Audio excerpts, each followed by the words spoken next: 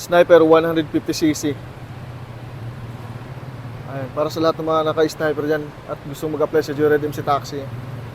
So, tignan nyo lang po ito kung paano mag-skills para may idea po kayo.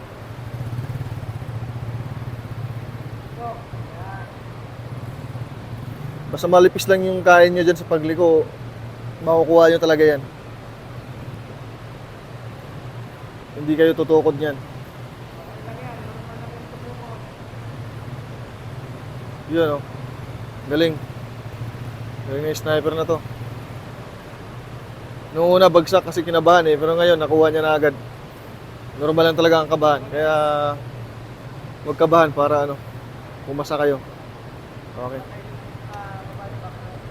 Pasado na.